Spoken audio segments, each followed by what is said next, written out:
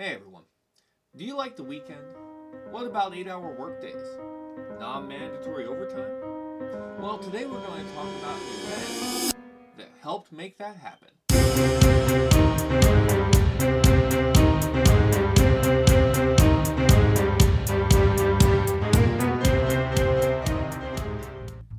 How's it going, everybody? Welcome to Virtual History 360. I'm Mr. Wade, and I love history, and I bet you do too. That's why you're watching this video. So remember to click the subscribe button and turn on the bell to receive notifications about future videos that you're probably going to like too. Now, before we get started today, I wanted to take a moment to share that this is our 100th video on this channel. Thank you to those watching because you're why we do this. We want to help you learn more about history. So, what do you say? Should we get into the topic? Alright, let's do it. Today we take for granted having the weekend off.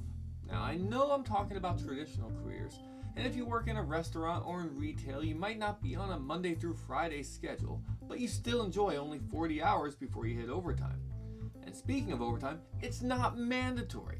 But if you go back 80 years or more, it was quite different.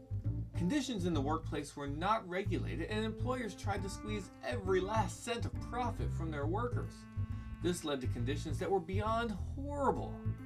For this video, I want to focus on one career and the set of circumstances that contributed to the workers standing up against their employers. I'm talking about the coal industry. Now, why is this a big deal? Because these workers were exploited for a resource that was essential to the country. Industrial America was run by coal. From steam to steel, this was the fuel that made it work, and it was not easy to get the coal out of the ground.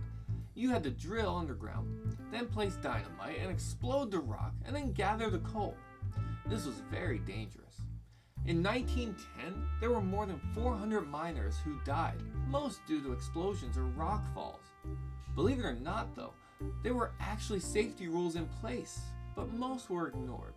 You see, it's not like the workers had not been fighting for their own protection. And then labor strikes in general are nothing new in the United States. You can trace those back to Jamestown in 1619 when Polish workers were denied the right to vote because they were not English, so they went on strike until they were enfranchised. The strategy worked then, and it still works today.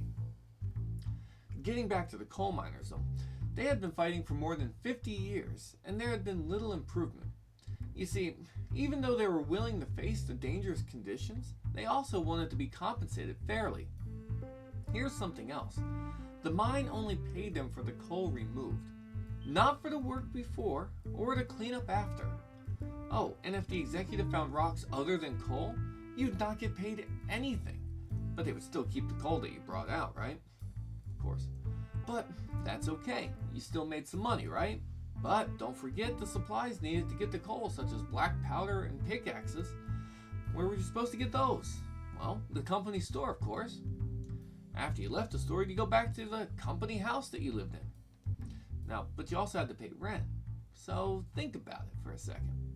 You get paid, you buy your food and supplies from the company, and you have to pay rent to that same company. Are you actually getting paid anything? But now let's talk about a specific company, the Colorado Fuel and Iron, which was founded by John Osgood, but then he sold it to John Rockefeller Sr., who then gave it to Rockefeller Jr. as a birthday present. CF&I was the largest employer in the state of Colorado and is the main antagonist in the story of the Great Strike of 1913. Now, if you look at the map behind me, you'll see that Ludlow is about a 25-hour drive from me. So, what do you say we hop in the jet? It'll make it much faster.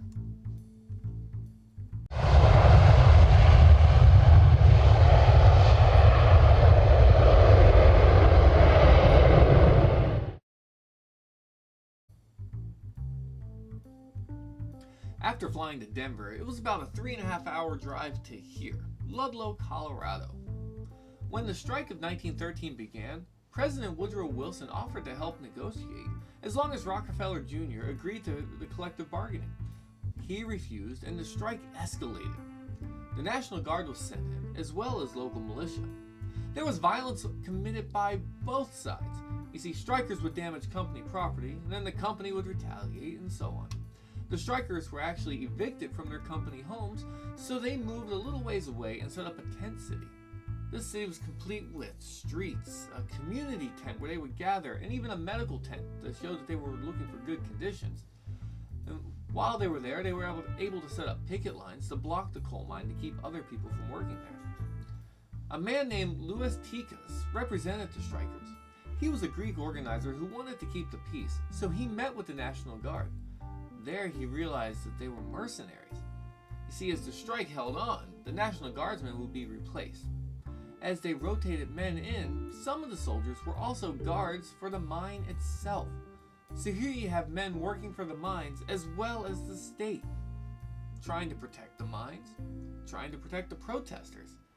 Clearly there was a conflict of interest here, as the soldiers of fortune, another word for mercenaries, were collecting two checks, one from the state and one from AFNI. And they did what they could to make the lives in Tent City absolutely miserable.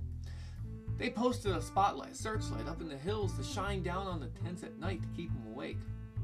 And the militia even built their own armored car. They called it the Death Special and fitted it with a machine gun so they could drive through the tents and fire into the air to scare the families.